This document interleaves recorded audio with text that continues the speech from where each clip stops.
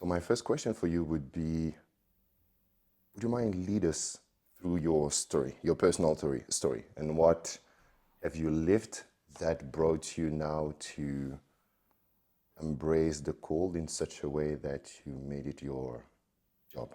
Okay, of course. First, thank you for inviting me, Aurelia.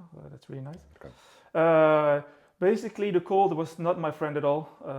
I hated the cold before. So it's for me to play with the cold is something that I would never imagined being possible. But in 2018, I was having a difficult year. I was working at a bank, a lot of pressure, a lot of stress, but also at home, things were not going well. So I had basically the two most important elements of my life that were not stable.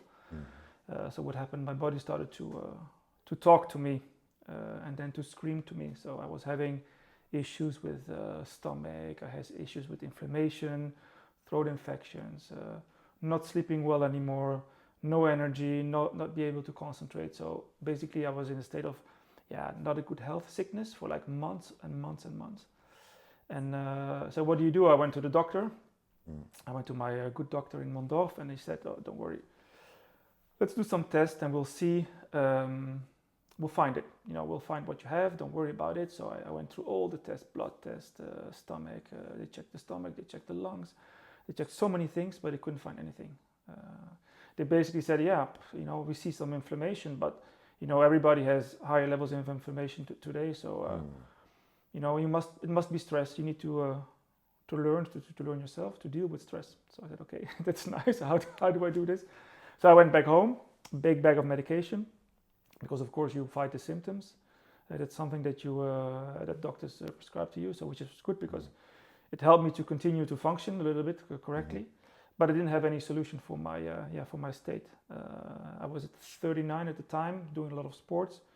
So I said, it cannot be possible that I feel like this, so miserable already at 39 years old. And I was invited to go to a workshop in Ireland, Wim Hof method workshop, in the middle of the winter. So for me, it was a big challenge because I was sick, but also I didn't like the cold. So I thought, okay, let's give it a try anyway. We arrived in Ireland, and I had my first ice bath, had my first breathing protocols, and to my surprise, something started to shift. It was like my body was reacting to something. So it was not easy, especially the first ice bath. I still remember it as yesterday. But there for like 2 days, I started sleeping a little bit better. We were doing every day cold exposure. We were doing every day the breathing protocols. And I came back to Luxembourg and I said, okay, let's give this a serious try. I'm the type of guy that when I think something could help, I really want to go, full on. And I bought myself a rain collector bucket. These things you put in the garden when the rainwater goes in. Oh yes. Yeah. Okay. So my neighbors called it the trash bin of Giorgio. Yeah. I put my trash bin in the garden and I said, okay, for 3 weeks, let's go every morning. Let's go in there. It was in the middle of the winter. At 7 o'clock, I woke up, went in there 1-2 minutes every morning, did my breathing before. And to my surprise, after, 2-3 weeks, got my energy back. My infections were gone, sleeping well, good concentration again. I said, whoa, what is happening? How is this possible? Just a little bit of cold and a little bit of breathing, and my body started to get back into a state that I wanted, which was basically full of energy and concentration. So I started to be convinced about this method and about the cold. But I'm also an engineer by trade, so I need to understand. I do not like guru stuff. I do not like this fluffiness. I have a little bit of allergy for that. So I started to do some research myself. On internet, what is behind cold exposure, what is behind breathing protocols, how does it affect the nervous system, how does it affect the body and the mind. And I saw basically that there was a lot of research being done and having been done as well. So I started really being convinced about these methods, and then I said, okay, let's become an instructor. And I signed up for the instructor course, Wim Hof method, in 2019, I think it was. Yeah, 2019. And here I am, playing with the cold since. When you said to me that you have been invited the first time to test this out, to go for Wim Hof program, and you were, if I remember, you were not in the best state of Not at mind. all, no. What at this moment, what lead you to take the plunge and actually to go to that event? What was the trigger in this? The trigger was because I was invited by Severine, so that's it's my wife and also the person with whom now we run BU. And she basically came with the idea to do something together, but also to do something that maybe could help, get more energy together. So I said, okay, let's give it a try, basically.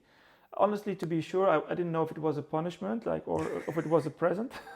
It had been sold as a birthday present for me, Okay. but not liking the cold at the beginning for me, it was a huge hurdle and it was a huge challenge to do this. So, but I said, okay, let's open mind, let's do it, let's give it a try. And I went, and I went in there really with an open mind and to see, okay, let's see what happens, and trust the instructor, follow the cues, follow the technique, and see what happens, basically. How important do you feel it is to have that open mind when we want to grow or to get better? Yeah, it's very important, I think, especially related to the cold, because I think we talked about it already before, but there's a lot of ideas around the cold, and many people think that the cold is about you're getting sick and it's not good for you and it's dangerous, and so of course if you have those programming running on the, let's say, in the subconscious mind or at the background, it's very difficult to open up to these kinds of experiences. So to adopt an open mind and let yourself be surprised, I think, is the first step. And usually we need someone to guide you, to maybe to lead you, to take you by the hand, and to show to you what it can do, and that it's not dangerous, and that it can give you a lot of benefits, basically. Finding a guide and letting you be surprised. Yeah, That's interesting. Yeah. it is. Look, when we think about the cold and that, taking a plunge in the cold water to fight stress, anxiety, etc., we think first and foremost about the water and the cold of the water. But there is, as you said, the breathing first. How important it is, and what role does it play in order for anybody to go and take that plunge in very cold water? Yeah, I think the first important thing is to, like you say, to not have a negative image about the cold. So there is some mind work to be done maybe in the beginning. So the preparation is important before even going to the breathing. If we look at the cold, it's a force of nature. So with every force of nature, it's not good, it's not bad, it's just like it is. It doesn't care about what we think. But we need to learn to use it correctly. Like, for example, even the warmth. The warmth, you can burn yourself, but you can also use it to kill bacteria, to cook your food, to warm yourself up. Every force of nature has both sides. It's the same thing with cold exposure. So I think the first thing you need to understand, if you want to go in there, is to say, okay, what can the cold bring me, and what did it bring to other people? And to be open for that, just listen to their stories. So that's maybe also a good idea that we do this podcast to shed a little bit of positive light around cold exposure, even though it's getting really, really trendy now to do cold exposure. But still, in some countries and in some cultures, the cold is really associated with something bad, not good. In other cultures, it's associated with something good. If you go more to the Nordic countries, they really use the cold since centuries. So that's the first step for me, is to think, okay, how can the cold help me, and do some research. Okay, what can it do for me, or how can it be positive in my life? That's really important. And then, of course, the technique itself to go into the cold, it has different components. It's not only about the breathing. The breathing is a very important part, because when you go into an uncomfortable situation, what happens with your breathing? Normally it goes up, you accelerate because you're pushing on the sympathetic branch of the nervous system. So your breathing gets faster, gets maybe also shallower. So you're pushing on the accelerator here. And that goes automatically by itself. It's the cold triggering this response you have. So the only thing that you can do is to bring it back to Yeah, a more stable state is to use your breathing and to calm down your breathing again by focusing on the exhale. Can you please just drive us through what happened from a physiological point of view when you go for the first time in, let's say, water at 4, 5 Celsius? I don't know what the temperature of the water for those kind of exercises, but what happens to the body from a physiological point of view? Yeah, what happens when you go into cold water, the first reaction the body is having, you will get a sympathetic response. So your nervous system will put itself in alert. You know, when we look at the nervous system, we have two main branches. You have the parasympathetic branch, which is the rest and digest. It's the part that you spend time in when you sleep, when you are relaxed, when you repair yourself. But you also have the sympathetic drive, which is the part that you spend time in when you need to be in action. So when you go into the cold, your body is triggered to go into your sympathetic drive. And that has a cascade of other things happening in the body. The first thing that will happen is your breathing will accelerate. Adrenaline will go up because you access basically the sympathetic drive of the nervous system. But also you get something which is called vasoconstriction. So the veins will constrict. The body wants to keep you safe. The most important thing to keep safe is the core. You need to keep the warmth in the core, in your brain, so the body will start closing down the veins in the extremities, your arms, your legs, your feet, your hands, so that the warm blood can circulate here. That's one of the first things that happen. It's basically keeping you safe. Those are the two main things that happen when you go into the cold instantly, is those two things being activated. I remember I had, well, did you have any advice regarding this? One day, it was like two months ago, in December, it was in December, I went for a long run. And right after the long run, I just decided to take a plunge and go to the water. Yeah. It was Alzette. So maybe the water was 4 degrees because it was negative temperature outside. And I had that, first of all, that feeling that it was very challenging, as you say, like breathing goes up and up and up. And then when you take control over it, you find that calmness inside and a peace that I haven't experienced for so long. And I stayed there for 22 minutes. But the thing is that at that point, it's even like a decision that you have to take. Okay, should I stay or should I go? Because I found myself capable of staying more. It was a deep relaxation, state that I was in. Is there any advice or recommendation, for example, because you find your body in a very cold environment. So as you say, vasoconstriction, all the blood is going to the core, to the core. Yeah. So on the long term, how long can somebody stay in that state or in the cold water? Yeah. But first of all, it's interesting that you give this example because 22 minutes is a very long time in the cold water. I will never recommend people to go such a long time in the cold water, especially not when you're starting with cold exposure. Why is that important? Because first of all, for me, it has nothing to do with time. When you want to reach the deep state of relaxation, which the cold can trigger, because the cold is such a big force that it really pushes you to go to the most basic part of yourself. It puts you in survival modus. So you will not worry anymore about your job, about having to do the groceries or whatever. It will all fade away because you are being put in a little bit of a survival modus. So what I really would advise people when they do cold exposure is to not set any goal objective in terms of timing. The most important thing is to find what we call the switch. So what you explained, that you felt this calm and this peace coming over you after the heavy breathing. We call this the switch. You went from your sympathetic drive, so your stress and your stress response, to a relaxation response, which is the parasympathetic drive. through your breathing, by not only the breathing, but probably also you were accepting the cold around you. You were accepting completely the environment where you were in. I mean, that's really important part as well. It's making those long and soft exhales, but also whenever you exhale, accept whatever you feel. And then there is one moment that your body will start shifting and it will go from this stress response to relaxation response. For some people it takes maybe 10 seconds, for some people it takes 30 seconds, or maybe for some it maybe takes 1 minute.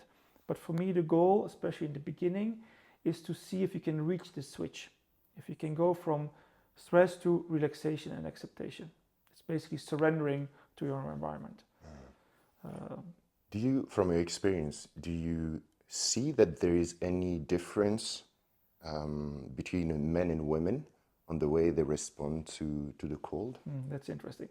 I see there is a difference between ages. Ages. Yeah, I think now in the last 4 or 5 years we have accompanied maybe 1,500 people in the ice. And I've seen some patterns evolving. So what I see is that usually young men that are very strong, like, doing a lot of fitness or CrossFit or doing a lot of sports, they have a tendency to struggle more than women that are between 45 and 55 or 45 and 60. And my theory is that the young men, they try to fight themselves through. I mean, they are strong, so it's maybe a behavior that they are used to use, and they fight themselves through the experience, which makes it more difficult. When I see some women over a certain age who probably have lived many things in life, probably also maybe giving birth to children, they have the capacity to accept and to surrender very quickly to what is happening to them, and they switch very quickly into this relaxation modus. That's what I see. Doesn't mean that everybody cannot learn it, but I see that there's some more facility, some more easiness with the people that are maybe a little bit older in accepting very quickly what is surrounding them, especially the discomfort. What do you think about that? Oh, that's very interesting. It helps me reflect as well on trends that we have seen within our club, in the way that, for example, our theory is that women are more community-oriented than men. Women are more open to share and to learn than men, and especially older women. With regard to younger men, as you said, they try to fight through the experience. And it's kind of sometimes men has this tendency, and maybe me the first, to prove something. I have to prove something. And that's why they have more that I'm going to fight, I have to prove, that aggressive, I would say, mentality, than women would have a more like open mind and let's live the experience instead of having to fight through this and prove something. Correct. And you really see it also in their approach, because I like when you say live the experience. I mean, it's key when you go into the cold to be in the present moment. You cannot, because if you fight, you're not in present moment. You are thinking about winning this or getting out of it as soon as possible, or making it to 3 minutes or to 4 minutes or to 5 minutes, which is a very bad idea. So if you can find this strength to accept everything as quickly as possible and stay connected to yourself in the present moment, it becomes much easier, and it also becomes an experience that will give you much more. You were talking about mental benefits and feeding this inner peace. Well, you can only find this when you are in complete surrender modus, when you accept. You can't find this when you are fighting yourself through, or when you're looking at your watch. Okay, am I already at 3 minutes? No, it's still 30 seconds to go. That's not the way to approach, for me, an ice bath or a cold exposure. I think for me, you should even forget about completely timing. Go in, let yourself be surprised, and maybe you'll stay one day, you stay 30 seconds, it's enough, and maybe the other day you stay 20 minutes, and it's enough. Doesn't matter. I have a question regarding companies. You are working now with companies, organizing workshops, seminars, etc. You've been on both sides, employee and now working on your own with your own company, offering services to other companies. Yeah. How, for you, how has evolved the openness of human resources directors or companies in general to well-being initiatives? I think we have a big shift since the lockdown.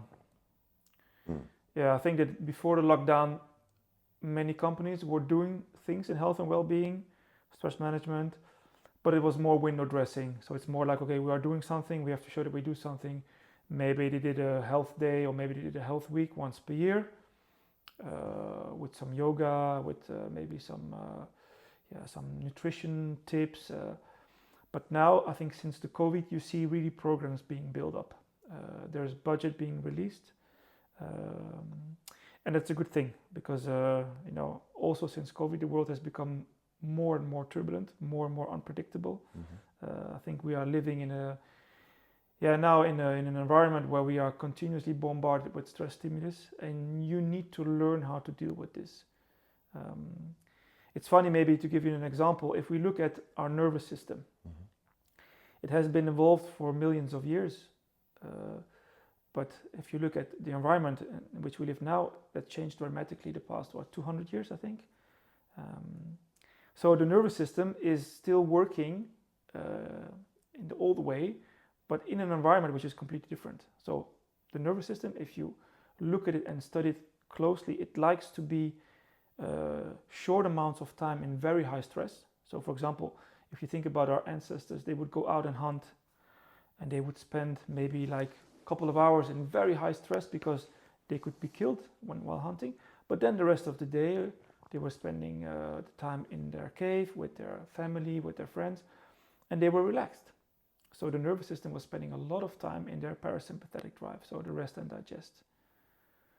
Today what we have is a little bit the opposite. We are spending 80-90% of our nervous system is spending the time into a stress modus, basically. But not profound deep stress. It's a medium stress. You can also compare this with, being riding on the highway, being blocked on the cruise control at 140. You will not die, but you will not allow your body to recover completely. You're always being bombarded, so the body's always being stressed a little bit. So you're not giving the body the energy to go deep into relaxation afterwards to recover completely, because you're stuck in this sympathetic drive at medium stress levels. And that's not the way that the nervous system has been evolved. So now we have to start learning ourselves, and that's very interesting also for companies, to do your nervous system hygiene yourself. That means that you have to be responsible to create peaks of stress, so you have a lot of energy to go deep into relaxation and find a new balance again. And I think what you are doing with the Barbarian Tribes is great, because you can do it with sports, high intensity sport, with cold exposure, with fasting, with sauna. There are many ways where you can trigger this nervous system to go in deeper stress, so it can access those deep levels of repair. And that's something that we are teaching the companies and teaching their people to really do this nervous system maintenance. So every day they show up at work with a balanced nervous system, and not a nervous system that has been stuck for like months or weeks into a state of medium stress. And as you say, like we see that, technology and amounts of stress are evolving exponentially. But the thing is that, we are stuck in that old-fashioned way, which is us human beings. This is how we have to evolve, and it took a lot of time to improve, or to evolve, to adapt to the new conditions. Do you believe that at some point in the future we will be able to adapt, match those two curves, or what would be our response to that exponential growth of information, of stress factors, etc.? What would it be? Would we adapt, or would we need to have another response and stick to, let's say, the basics? I think it will come from both directions. I think we will adapt a little bit, but I think we also should change fundamentally the way that we deal with all these stress stimuli. I think it's not sustainable to continue like this, with having continuously on all these stress stimulus coming to us and to the body, to the system. I mean, there are a lot of people nowadays that are not living balanced lives because of that. I think we can do a lot ourselves to adapt, but it means that we have to take into control the health of our bodies, because before the environment, nature was doing it for us. Before we did not have all this comfort, so our body would be triggered by nature to, go deeper into stress, deeper into relaxation, repair, and then go back to let's say, more balanced levels. Because of our busy, stressful life, but also because of our comfortable lives, we are losing the ability to find this balance back again. So I think we need to reduce a little bit the way that to what do we want to be exposed in terms of stressors, but we need to learn as well to take care of our nervous system. I think that's probably what's going to happen the coming years, because it's not sustainable like this. Let's keep going in the future. I would like to ask you, how do you see your ideal workplace in companies in 2 years from now? What would be the ideal environment for people to work in 10 years from now? Oh, that's a good question. I didn't really think about that in detail. Is there an ideal workplace? I think what matters a lot is work-life balance. It's very important.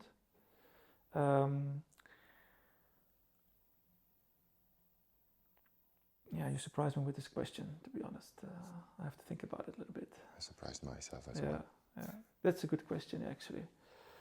Is there an ideal workplace? I think what's important when you go to work is that you do something that you love already. But unfortunately, not everybody has the chance to do something that they love, because we also have to earn money to keep the family running. An ideal workplace is probably a workplace where there is space and room also to work on that balance. So either that is balance through connecting with other people, balance to work on your health, that can be through nutrition, through sports. I think those are elements that need to be somehow woven into the work, because we spend so much time at work. So I think a lot of companies now are starting to understand that the healthier their people are, the better they will also perform at work. So there is something to be done on teaching people some healthier habits also at work. We spend so much time there, so what we breathe there, what we eat there, how we move there, that has a lot of impact on how well we feel physically, but also mentally. I think companies, they can still invest and involve in that area a lot. Yeah. But will there be one day an ideal workplace? I don't know. It's a difficult question, to be honest. So I go through a lot of articles about this and well-being at work, and I see a lot of initiatives that companies are taking. It started, for example, with the juices. I remember orange juice at work, etc. Healthy food. Now we have relaxation rooms, gyms at the workplace.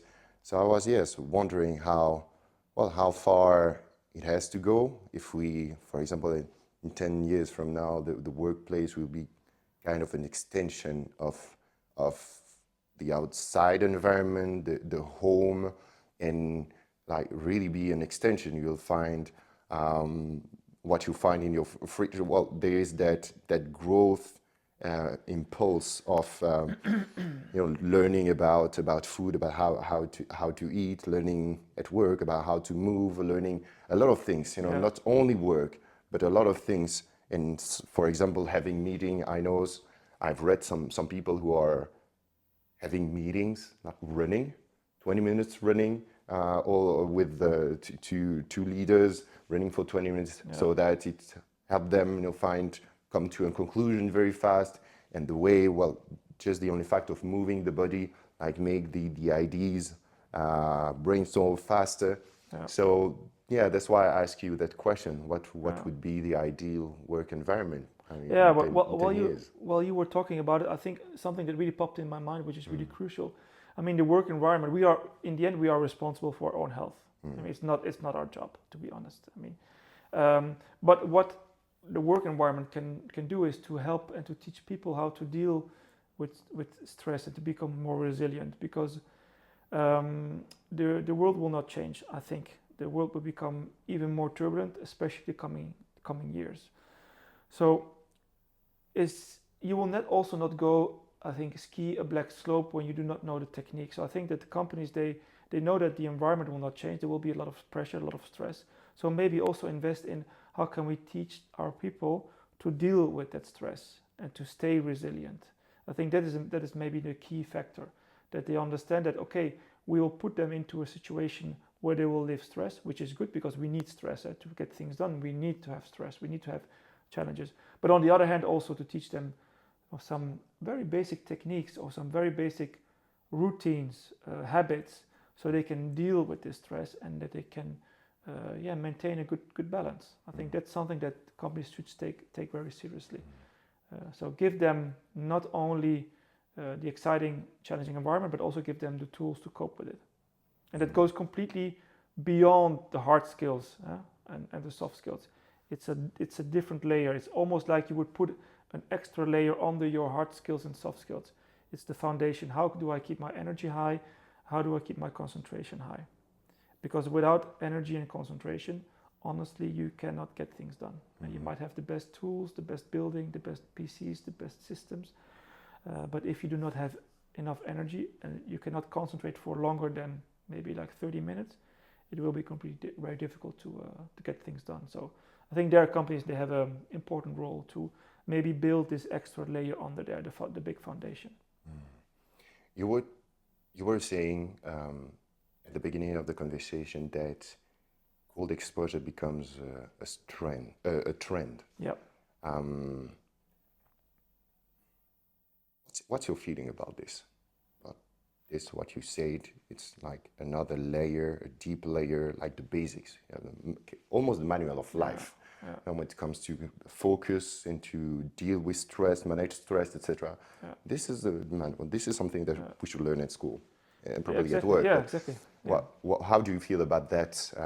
Those things, or that cold exposure being a trend? I think it's a very good thing, and I think it becomes a trend because there is a need. I mean, people are looking for solutions. Otherwise, it will not become a trend. The fact that not only the Wim Hof method, but cold exposure in general, you hear about it everywhere, and that there's also a lot of research regarding cold exposure. I invite you to also to look at the work of Susanna Suberg, which is a PhD also in cold exposure and heat exposure. I mean, the fact that people are looking for this, that means that they are looking for solutions. So it's a good thing.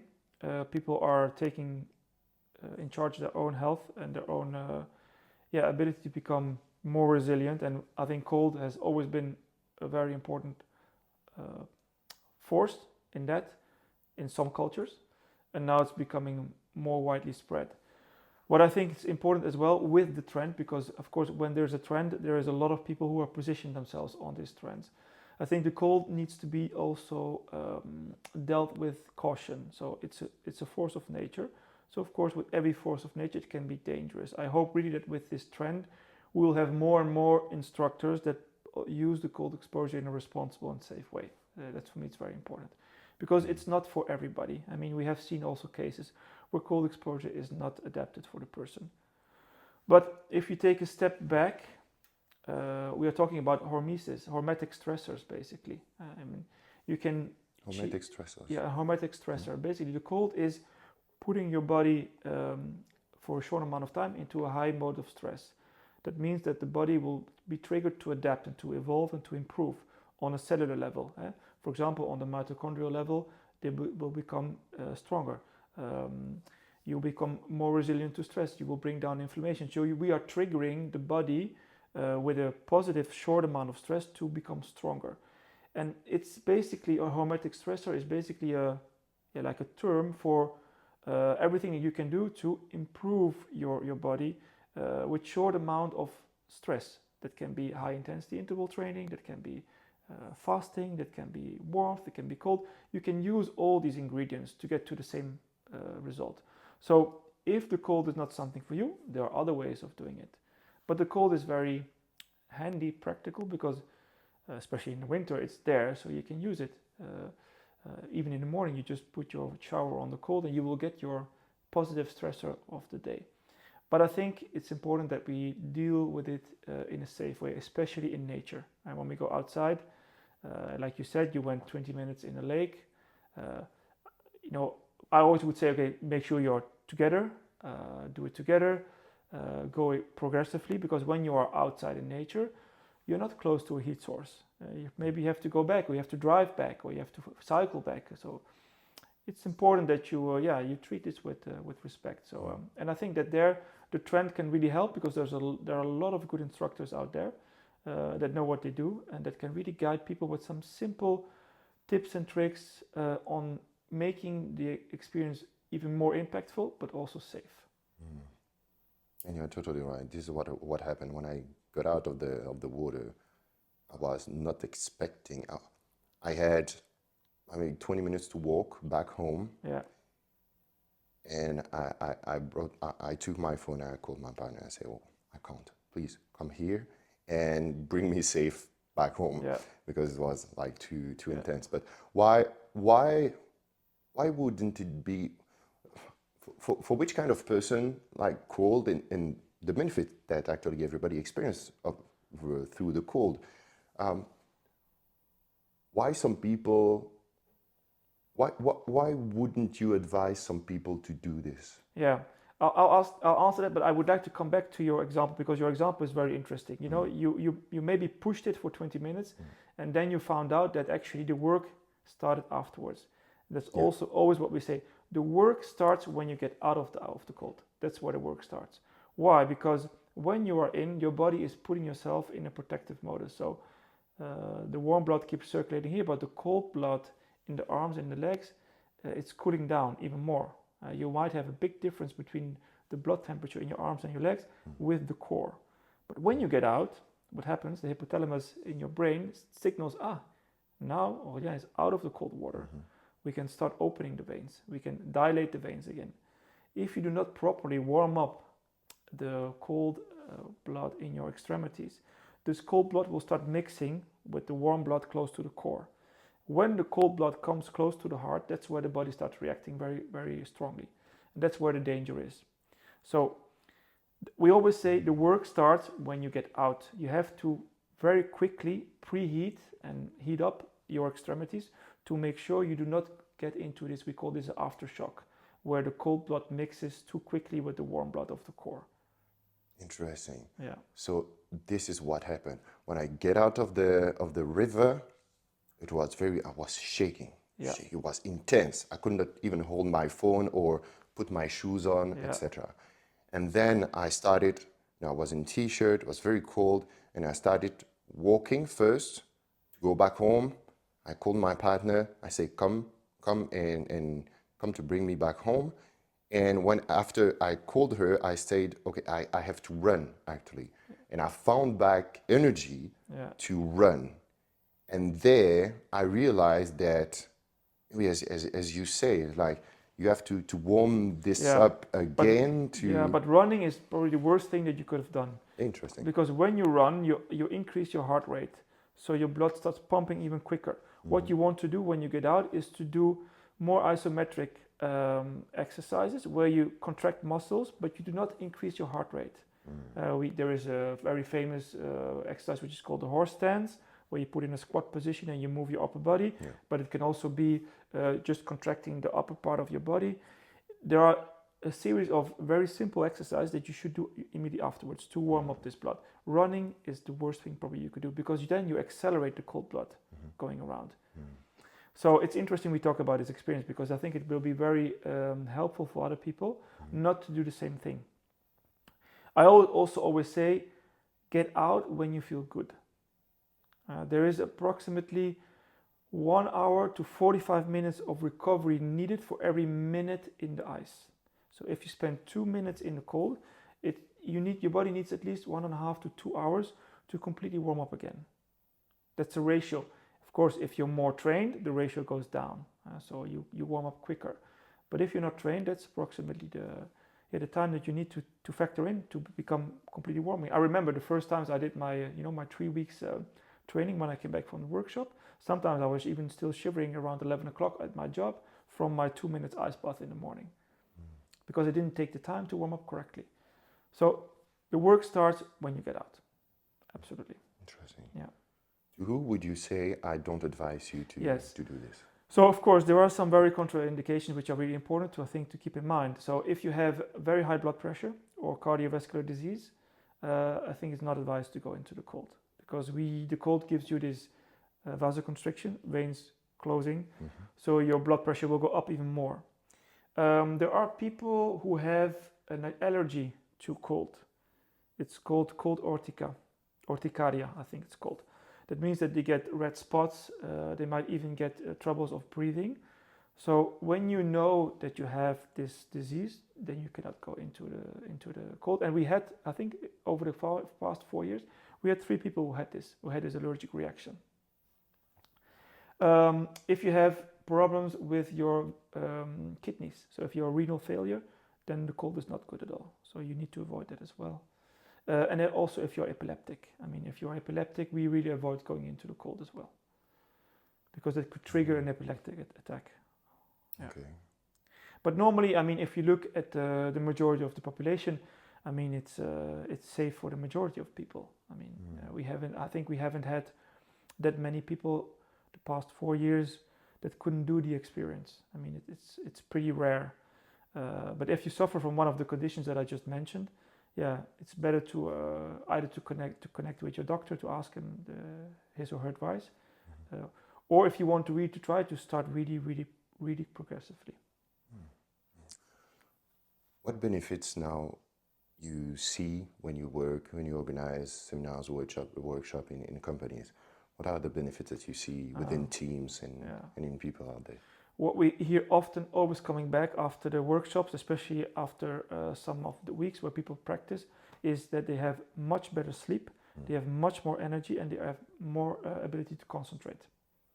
Those things are always coming back, those 3 elements. And these are also the basis of performance. I mean, if you have a lot of energy and you can concentrate and you sleep well, because then you recover well, that's all very beneficial. That's what we hear coming back every time. Yeah. Do they keep doing that?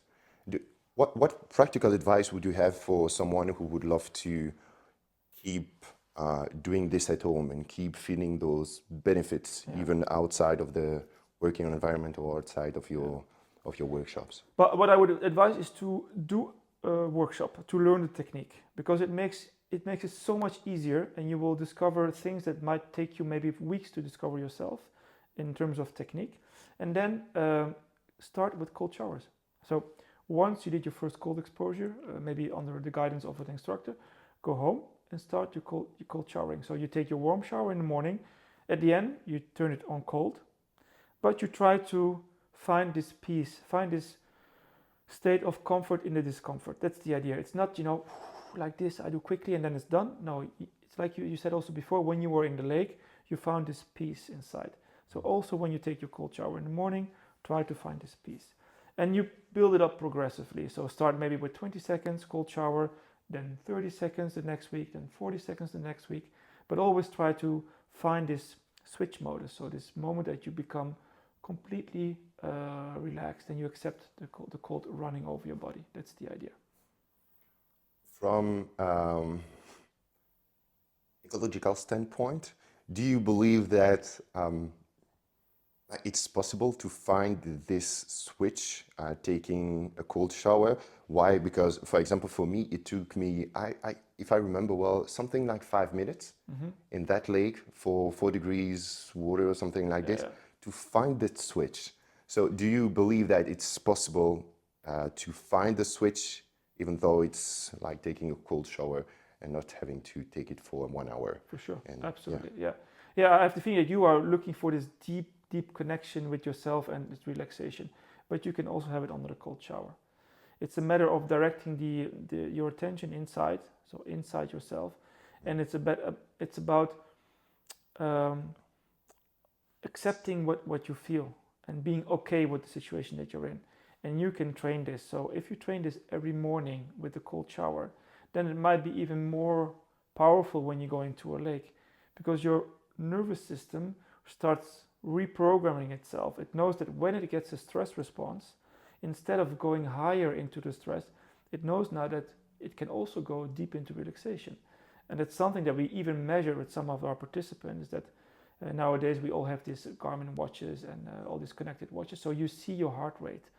So you see that when you achieve the switch, your heart rate is dropping dramatically, and you go into a relaxation modus. And it's very funny, but we had some leaders, some managers and directors who told us, Giorgio and Severin, it's really crazy, but now when I have to talk in front of people, instead of my heart rate going up, my heart rate is going down. Really? And we looked at the graphs, and the same talks, we say a completely different reaction of the nervous system, of the heart rate, because they taught their body to go into relaxation response when they are exposed to stress. So you can train this, and you can train this very easily every morning with a cold shower, where you find yourself chasing this comfort in discomfort. And if you do it a couple of weeks, you really reprogram your stress response. It's magic, really. It is.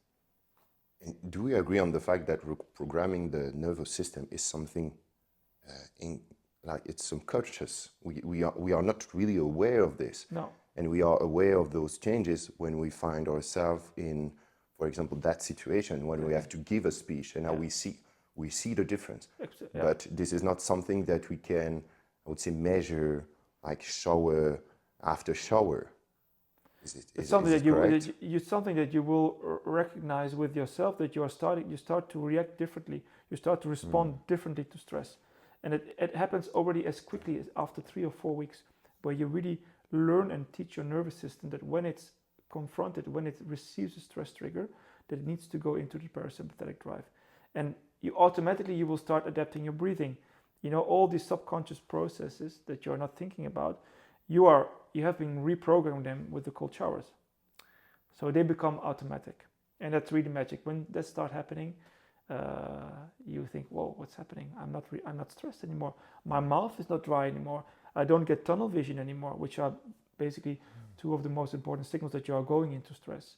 And suddenly you start, observing that these automatic behaviors or reflexes start to change. And what is tunnel vision? How do you define this? Tunnel vision is when you go into a stress response, your body forces you to put your attention on the outside, on one thing that you need to react on. Because when you go into stress, your body tells you need to react. You need to say something, do something, you need to run, you need to fight. In order to do it correctly, you need to focus that action on something. So your pupils widen, and you start focusing your energy on something outside of you. And that's called tunnel vision. Remember when someone cuts you off on the highway, for example, and you stress, what happens with your vision? It's only on that car, Or what happens if you go the first time to give a presentation, or you have to give a talk in front of a lot of people? You probably focus, on one person or this audience in front of you. You will forget about what's happening around you. The vision really narrows a lot, and that's one of the main things happening when you go into a stress response. We need it, but you will forget about a lot of things that happen around you. So if you want to be able to perform the best way possible, you need to have a balance between, and we call this flow state, of concentration, but also being open-minded and be connected to your environment. That's the idea. Very interesting. And the cold exposure can teach you this, can help you to find a good balance of focus, but also being connected, being in flow, being able to respond on things that happen that you were not foreseen, or that happen just like this. Tell me, at what time in history did we completely forget what the benefits that nature has to give us? The cold. At what point did we forget to protect ourselves so much so that we forget that nature is here for us and not against us? Yeah. Good question. I don't know when, but I can speak only for myself. I mean, I think that our upbringing, the way we grow up, the programming of our parents, of our culture, has not favorized this at all. And that's because of the comfort. We think that comfort is something that we need to chase, something that is really important. But comfort is very interesting and it's important in good combination also with discomfort. We need to have a good balance. I don't know when we forgot about it, but maybe that's not the most important. I think the most important now is that the consciousness and the importance of looking for discomfort is coming back. You were talking about this trend earlier. It's coming back. People start to understand that they are happier when they have endured some discomfort. I mean, and if you look at it, look at all the mental issues we are having nowadays. I mean, the depression, people not feeling good by themselves. I'm a big believer. I'm really convinced that too much comfort is one of the main sources of unhappiness. When you are living in a world of completely of only comfort, then it's very difficult to become also mentally happy. It's the discomfort that gives you this sense of happiness, of proudness, of accomplishing something, and it's even shown scientifically that when you go into discomfort, your body will produce your feel-good hormones, endorphins, serotonin, the hormones that are there chemically to make you feel good about yourself. And when you do not go into the discomfort, it's very difficult for the body to release them because they are triggered with a stress response. When you have too much inflammation, for example, also those feel-good hormones are being blocked. That's why the cold and intensity training, it's very interesting because you are bringing down inflammation, so you are giving your body the opportunity to produce more of those feel-good hormones, but also you're triggering with adrenaline those feel-good hormones to be released. And that has been studied for many, many years. We have a last question that you always ask our guests at the end of the conversation. It's about growth. Yeah. Our community club is all about growth, and there is that question, which is, for you this year, what is the one thing that you believe and that holds you back and you would like to deconstruct it? For myself? For yourself. What is the one thing that you know that this is a belief that you have to deconstruct because it's holding you back? That's a good question. Well, for sure, the objective for this year is to grow BU. I mean, we started 5 years ago. I think we went through, the difficulties of starting a new company, getting ourselves known, also making sure that people they see that what we do works. And I think now that we have to scale up, so we have to we have to trust what we do enough to open it up to other people and to also to let other people help us. I think that's something that for me has always been difficult because I'm a little bit of a control freak. I mean, I used to be a lot of a control freak, and that's something that the cold also taught me and taught me to let go a little bit of control, but it's still a little bit there. So I think I need to learn to let the control fade away and let people help us, and so we can scale it and we can open it up and maybe touch more people, because we can't do it just by 2 people. It's too much work to scale it up.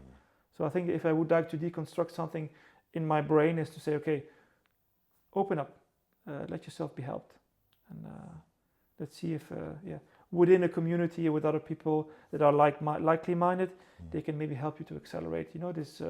This beautiful message and these beautiful techniques that we are teaching people, and that we see that work not only for us but also for a lot of people. Thank you very much, Giorgio, for that very insightful conversation. I think I could have asked you a question for 2 more hours. Thank you for Thank you very much. No, thank you. Thank you. It was a pleasure. Thank you so much.